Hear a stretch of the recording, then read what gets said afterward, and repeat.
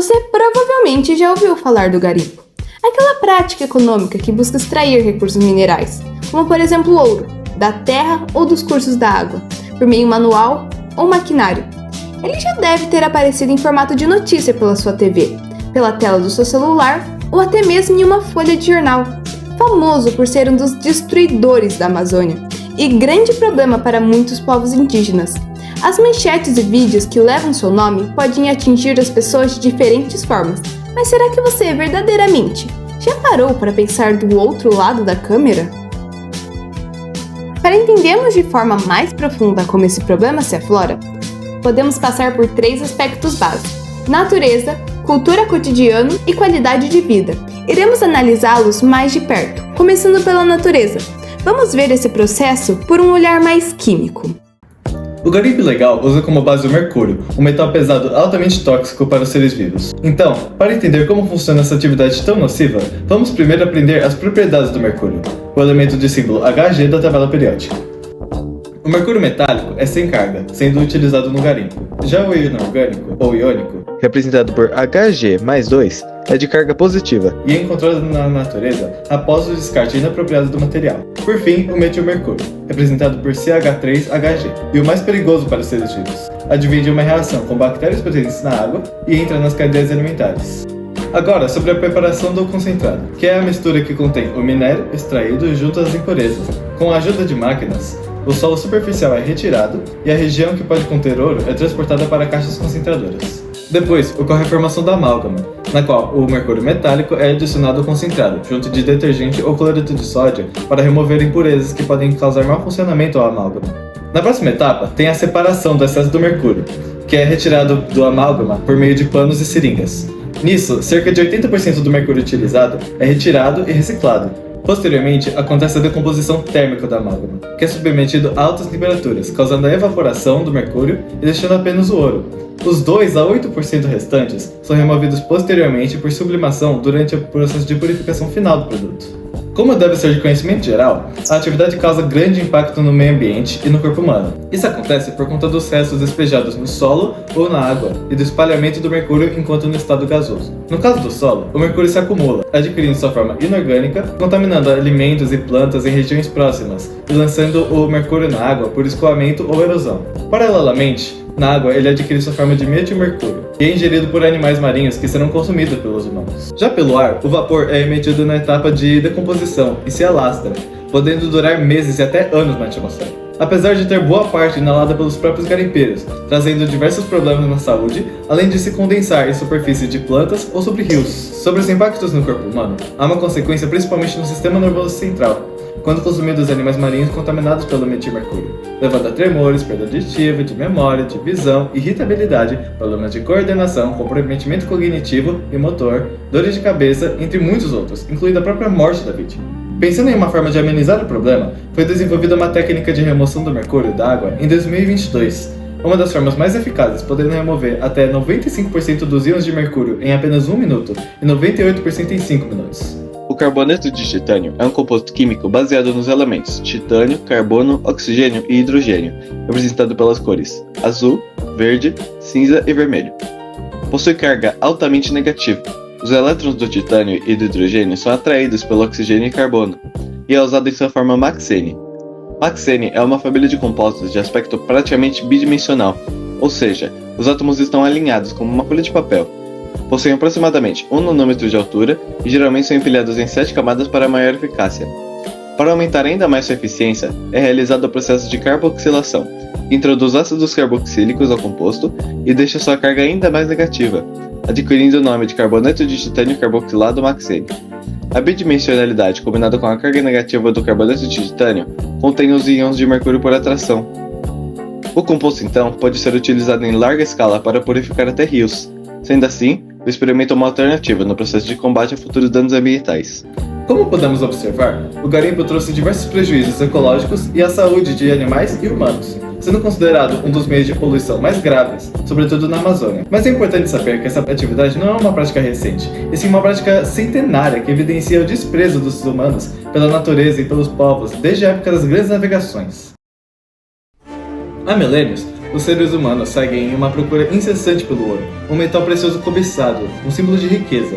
Um dos fatores que contribuíram para a conexão dos portugueses com as aldeias indígenas foi essa procura. A coroa portuguesa incentivou a procura do ouro no território brasileiro quando a nação ainda era uma colônia, por meados do século XVII. No ano de 1750, o Brasil ocupou a posição de maior produtor de ouro no mundo. Até meados de 1970, praticamente 100% da poluição vinha das indústrias. Problema resolvido com a aplicação de leis. Nesse período, o garimpo se popularizou exponencialmente, trazendo problemas de contaminação comparado às indústrias, afetando grande parte dos indígenas, incluindo Yanomamis da região amazônica. Desde então, um dos fatores que incentivaram o descobrimento do Brasil se tornou um dos maiores problemas ambientais, contaminando a água, a terra e o ar.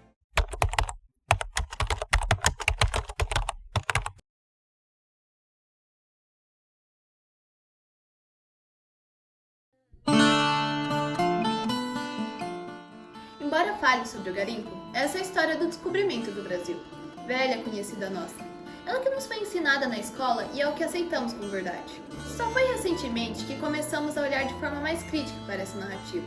Entendemos que, embora não seja uma completa mentira, ela foi distorcida pelo ponto de vista do colonizador. O Brasil existia e era habitado muito antes da chegada dos europeus. Ao aprendermos a raciocinar desta forma, começamos a notar como diversos termos que envolvem o nosso país só fazem sentido quando pensamos na lógica do colonizador. O próprio nome do nosso país meramente se baseia na mercadoria de interesse dos portugueses, o pau-brasil. Portanto, trouxemos uma narrativa alheia a essa lógica, para que possamos pensar no nosso território com outros olhos. O olhar do colonizado, de quem estava aqui muito antes dos europeus chegarem, mais especificamente do povo Yanomami, um grupo indígena que vive na divisa entre o território brasileiro e venezuelano. Antes de compartilharmos esse conto, consideramos importante informar que a tradição oral prevalece na cultura Yanomami e, portanto, não existe uma história imutável em circulação entre eles. Para nos aproximarmos dessa visão de mundo, escolhemos contar aqui alguns trechos de mitos a partir dos relatos de Davi Copenau e seu sogro. Diferente da maioria das mitologias, os Yanomami não acreditam em um ou mais deuses responsáveis pela criação desse universo, ou até mesmo esse mundo, os quais são muito mais antigos do que temos ciência. Mas existe uma figura central, responsável por organizar o mundo para que vivêssemos aqui. O seu nome é Omamã. Ele surgiu ainda no primeiro tempo, junto de seu irmão. Naquela época, a Terra era instável e vivia se transformando, assim como os seres que ali viviam. Mas toda essa mudança logo se tornou insustentável e o céu desabou sobre aquela terra. Depois disso, Omamã se propôs a reorganizar esse mundo. Fincou fundo na terra resistentes barras de ferro, como raízes, para que o céu não voltasse a desabar. Ainda quando esse mundo era jovem, Ioase, o irmão de Omamã, criou os Newari, que são os espíritos nocivos da natureza. Com isso, muitos humanos começaram a ficar doentes. Então, sob ordens de sua esposa, Omamã criou os Chapiri. Os Chapiri são as imagens dos antigos ancestrais Yanomami, os quais vagavam pela antiga terra, ainda no primeiro tempo. Eles podem ser comparados a anjos ou espíritos, os quais são as figuras protetoras da cultura ocidental. Eles deveriam proteger os Yanomami dos males que os assombrassem e também garantir que o sol não voltasse a desabar. Quem ensinou os antigos a fazer descer e dançar as imagens do Chapiri foi Pirimari, o filho de Omamã e o primeiro pajé. Depois dele, vieram muitas outras gerações de xamãs, que continuam garantindo que o céu não desabe até hoje. O que era essencial para os humanos foi deixado na superfície, como a caça, as plantas e a água. Ninguém nunca quis explorar o subterrâneo ou extrair qualquer coisa. Os minérios são considerados perigosos, liberam um sopro maléfico que traz doenças para os humanos quando são aquecidos, e principalmente quando derretidos. Esse vapor se junta ao que os Yanomami chamam de fumaça da epidemia Chauara, além de, por serem quentes por natureza, aquecem o meio ambiente quando trazidos para a superfície. Essa ideia se parece muito com a nossa noção de aquecimento global, ainda que seja anterior às teorias científicas sobre o assunto. Com a chegada dos Napã e do garimpo, porém, as coisas começaram a mudar. Os Napã eram outra gente, vieram de além do mar e há muito esqueceram as palavras de seus antigos. Eles não exploram para viver, mas para acumular mercadorias, e sua ganância é infinita. Eles vieram rasgando a floresta em suas grandes máquinas que afugentavam a caça. Eles nomearam os rios, os lagos e os igarapés. Eles jogavam todo tipo de lixo e substância tóxica por onde quer que passavam, superaquecendo a natureza e fazendo com que o céu voltasse a ameaçar derreter sobre aquela terra. Depois disso, se intensificou o tráfico da mercadoria dos brancos, e com ela sempre viam Shawarari, que são os espíritos da Shawara que comem a carne dos homens. Mesmo assim, muitos Yanomami, mais fracos em seu pensamento, passaram a não só desejar essas peças, como a depender delas, e com o tempo passaram de buscar suas flechas, de caçar e por fim até mesmo de fabricar suas próprias armas. Isso quando não eram devorados pela epidemia Shawara, como muitos foram. Os antigos, por exemplo, nunca tiveram de lidar com a epidemia Shawara, então sua carne nunca veio a endurecer. Dessa forma, quando os brancos chegaram na floresta ainda no início, muitos xamãs vieram a falecer. A morte de um xamã é uma grande perda, não só por serem os que ouvem e fazem descer a imagem de uma mãe, mas porque traz grande insegurança para os Yanomami. Um xamã a menos significa muito menos chapiris dispostos a segurar os céus caso fraquejem. E é por isso que tantos Yanomami resistem. Eles temem, não só por eles, que o céu volte a desabar sobre essa terra. E sabem que nenhuma mercadoria dos brancos poderá impedir esse evento cada vez mais iminente. A epidemia Shawara, em sua ferocidade, não difere suas presas. Muitos brancos, mesmo sem acreditar, são suas vítimas, assim como os Yanomami, que deixam seu modo de vida tradicional para comunicar aos ouvidos teimosos dos brancos sobre as consequências de sua ganância, seja fazendo protestos e palestras, seja aprendendo sua língua e escrever livros, que são um meio de comunicação muito bem aceito pelos brancos. Isso na esperança de que suas palavras sejam entendidas. Entrar no lado político da coisa é inevitável caso queiramos mudar o cenário atual. Dessa forma, veremos essa situação a partir de um conceito que você com certeza já ouviu falar: a qualidade de vida. Ela é um conceito essencial para a gente entender a gravidade do garimpo a cada indivíduo afetado, os direitos dos povos Yanomami enquanto parte da sociedade brasileira e a contradição por trás da falta de intervenções efetivas do Estado. Em linhas gerais, é um tema sobre o acesso às necessidades indispensáveis para o bem-estar, a dignidade, desenvolvimento social e exercitação da cidadania de cada pessoa, que para ser possível deve ser assistida por instituições, organizações e equipamentos que possibilitem a efetivação de seus direitos. Lá na década de 50 e 60, muitos países desenvolvidos concluíram que o desenvolvimento econômico, medido tradicionalmente pelo PIB, não conseguia capturar aspectos mais intrínsecos do estado das populações. Assim, surgiram demandas para uma avaliação mais completa. Esse movimento culminou na construção do conceito da qualidade de vida, que busca integrar aspectos objetivos e subjetivos, buscando pôr em pauta um conjunto de fatores dos quais o ser humano é dependente para ter uma vida decente e digna. A partir das explicações culturais e naturais, podemos associar a garimpagem como um risco a cada um desses fatores mostrados na tela. O território das moradias é destruído, a alimentação é contaminada, a saúde, consequentemente, é ameaçada, a educação ganha barreiras, o saneamento é contaminado, junto aos recursos, o lazer é golpeado, o meio ambiente é destruído, a situação causa estresse e desconforto, levando a uma decadência da saúde mental. A expressão cultural é limitada por sua forte ligação à natureza. Em conclusão, a qualidade de vida dos Yanomami, junto a outros povos, não estará segura enquanto o garimpo existir.